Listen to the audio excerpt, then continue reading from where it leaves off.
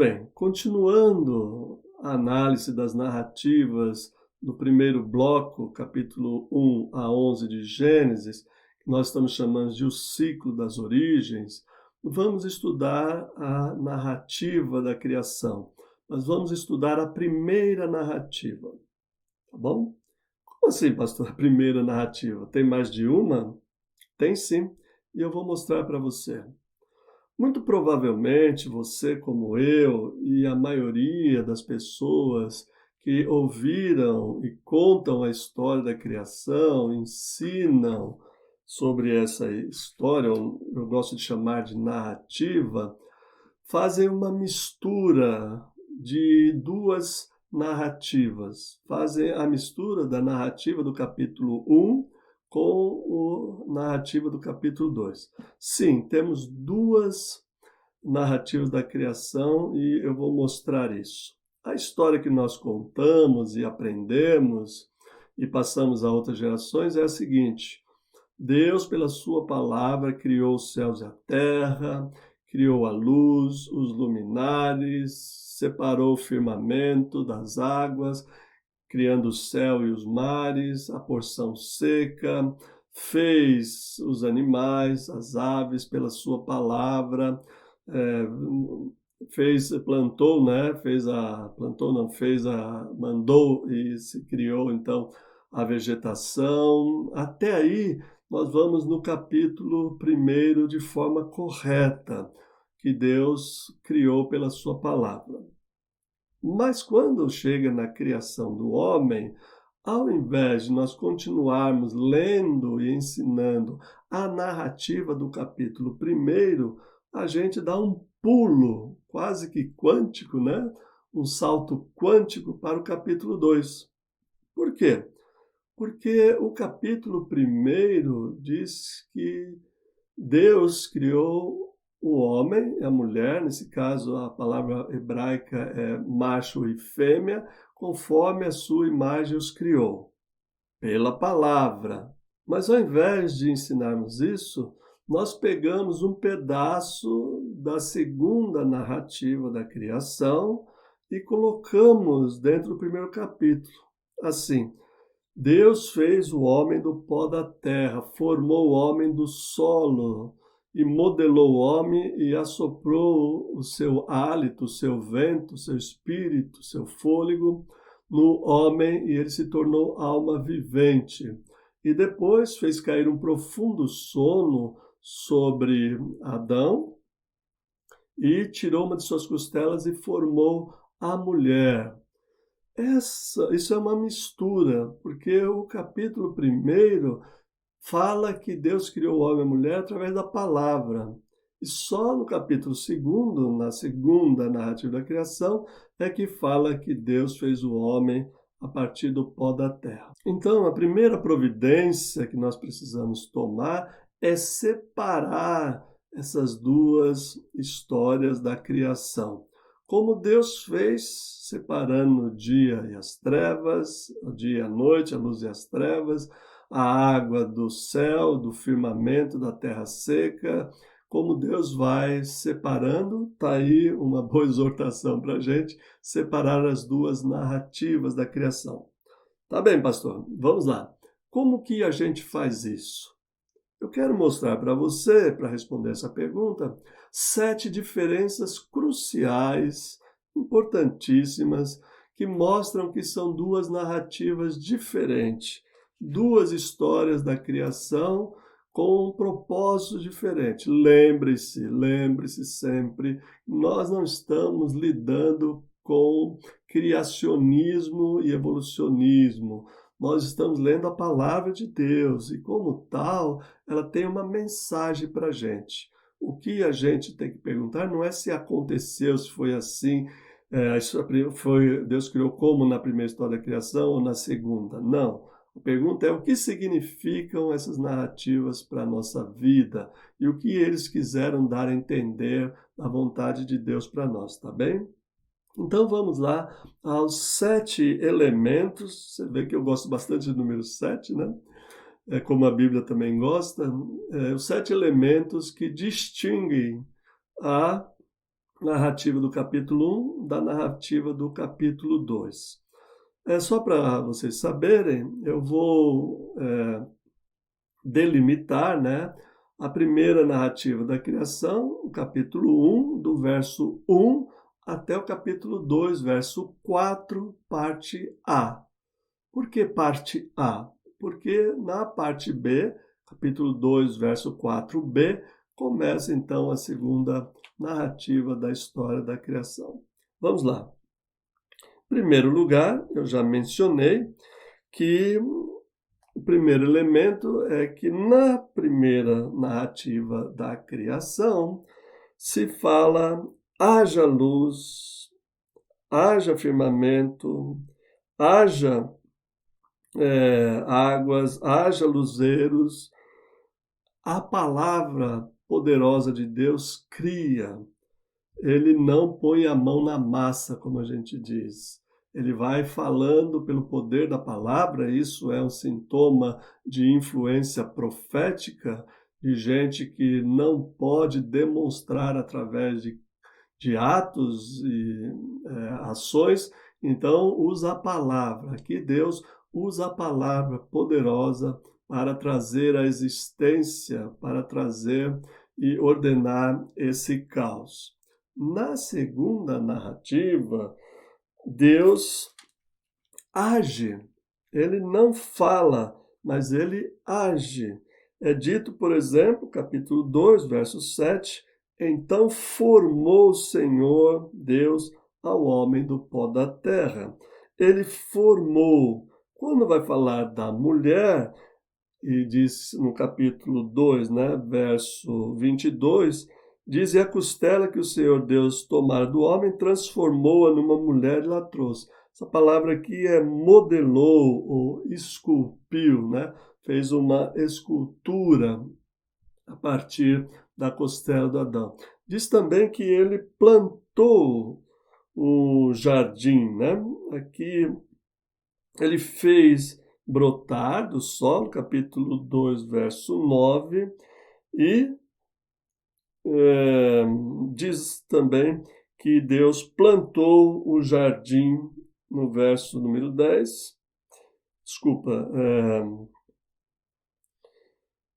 Deus plantou um jardim, no verso 8, plantou o Senhor Deus um jardim no Éden, pois nele o homem colocou. Observem que, ao contrário da primeira narrativa, aqui Deus age, faz, atua, põe a mão na massa, tá certo? Esse é o primeiro diferencial que a gente utiliza para separar as duas narrativas da criação. Vamos à segunda parte, então, segundo elemento da separação entre as duas narrativas. Aqui, nós já vimos, quando falei do dilúvio, que a água, no capítulo 1, é abundante, né? O Espírito, o vento de Deus paira sobre as águas precisam ser separadas, há muita água. Capítulo 1, eu já li, capítulo 1, verso 2, 6 e 7. Ao contrário, na segunda narrativa da criação, não tem chuva, não tem água, há uma escassez.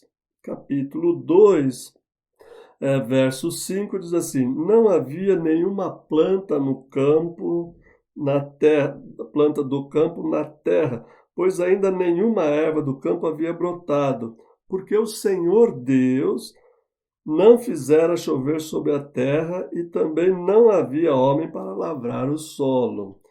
E no verso número 6, mas uma neblina subia da terra e regava toda a superfície do solo. Então veja que é um orvalho, né? Uma neblina, uma garoinha, que nem se compara às águas do dilúvio, por exemplo, essa ligação com o dilúvio, já mencionei, nem se compara com a primeira narrativa, onde a água é de tal monta quantidade que se torna até uma ameaça a vida. Aqui nós estamos aí como o orvalho do Hermon que rega os montes de Sião. Então essa é uma segunda diferença entre as narrativas e a gente pode distingui-las a partir disso também. Mas tem mais. O terceiro elemento que nos ajuda a distinguir uma narrativa da outra é o nome de Deus. Aqui, pessoal, não tem nada a ver com a teoria documentarista. Não sei se vocês conhecem essa teoria documentarista, né, do século XVIII, XIX, que diz que as narrativas são distintas porque o nome de Deus, o javista, o eloísta, né, o sacerdotal, o deuteronomista. Eu não acredito em nada disso, não ensino isso porque eu acho uma bobagem. O fato é que a gente precisa estudar o texto e olhar detidamente nos seus detalhes. E aqui um detalhe super importante é que o nome de Deus ocorre de uma forma na narrativa do capítulo 1 e ocorre de outra forma na segunda narrativa. Aqui diz, no princípio criou Deus os céus e a terra, capítulo 1, verso 2, e no capítulo 2, verso 4b, quando o Senhor Deus os criou. E essa expressão do nome de Deus se repete no 5, Senhor Deus. Verso 7, Senhor Deus. Verso 8, Senhor. Verso 9, Senhor Deus. No verso 8 também, né? Então a gente vê que a diferença do nome, quem está escrevendo uma narrativa usa um tipo de expressão de nomear Deus e quem está escrevendo outra narrativa se ocupa então em chamar Deus apenas de Deus, né? O nome da divindade, vamos dizer assim. Isso é um elemento fundamental para distinguir, né? Tem mais aí, vamos lá. O quarto elemento é a criação do homem. A criação do homem, eu já disse, no capítulo 1, na primeira narrativa, é a partir da palavra. Façamos o homem a nossa imagem e semelhança, e a imagem e semelhança de Deus o formou. Simples assim, palavra. E agora, no capítulo 2, ou na segunda narrativa da criação, nós vemos o Senhor colocando a mão no barro, na Adamá, que é o solo, e formando Adão, que é o homem, do pó da terra, né? Do barro da terra. E há um contato bem pessoal, bem íntimo, né? De Deus assoprando as narinas deste ser que ele criou. Então isso é evidente. O fato que a gente tem destacado, ou que eu tenho destacado, é que neste caso nós misturamos, né? Colocamos esses textos lá no primeiro capítulo, tá bom?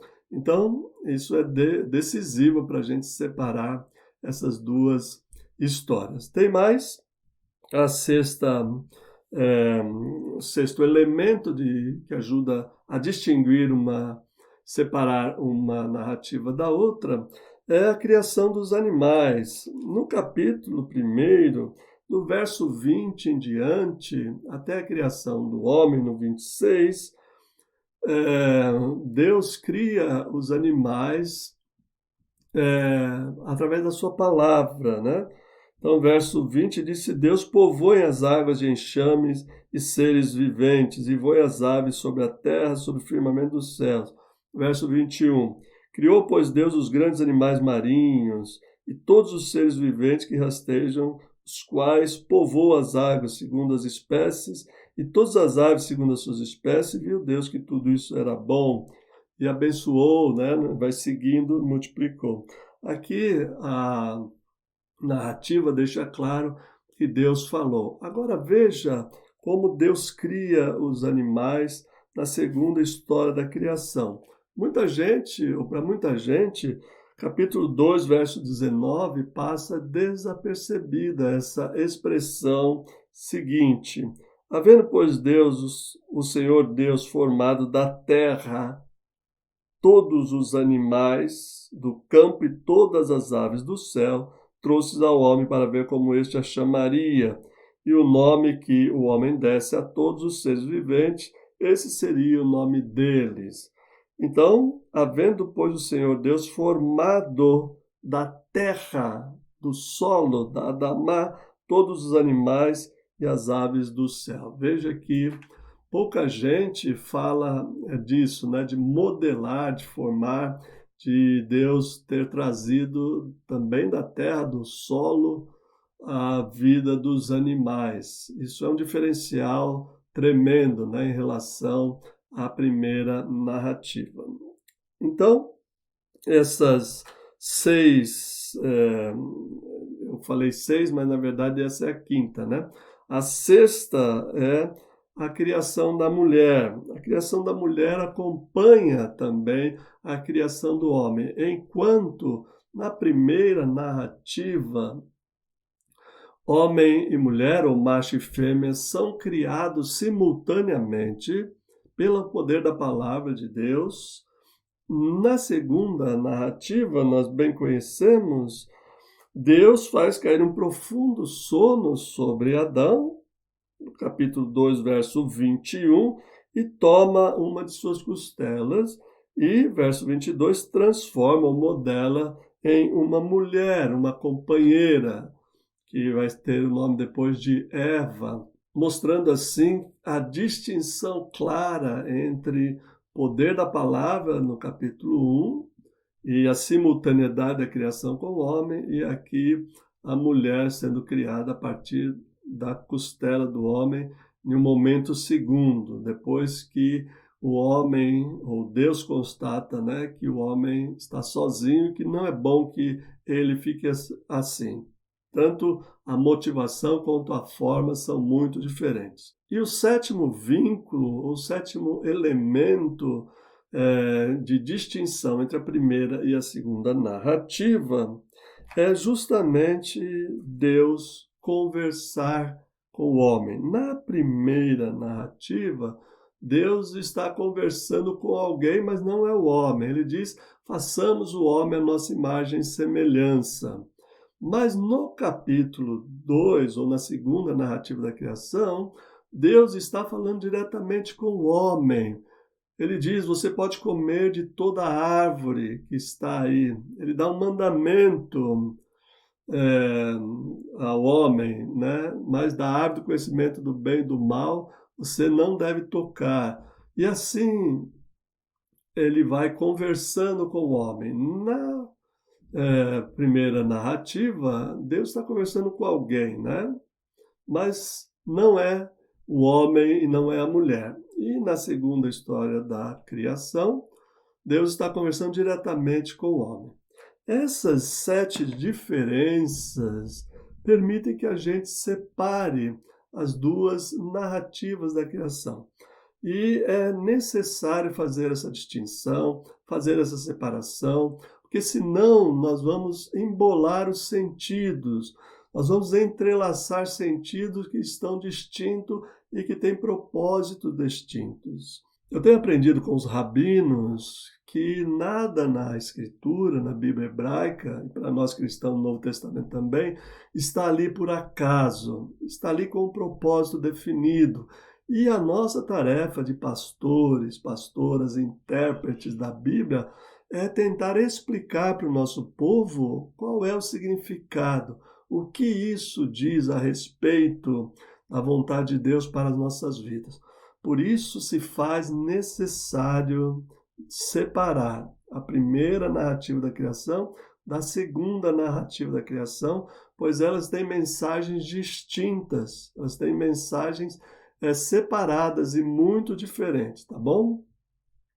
Eu penso que se a gente fizer essa distinção, a gente vai progredir de forma bem mais tranquila e bem mais focada, tá certo? Vamos lá então.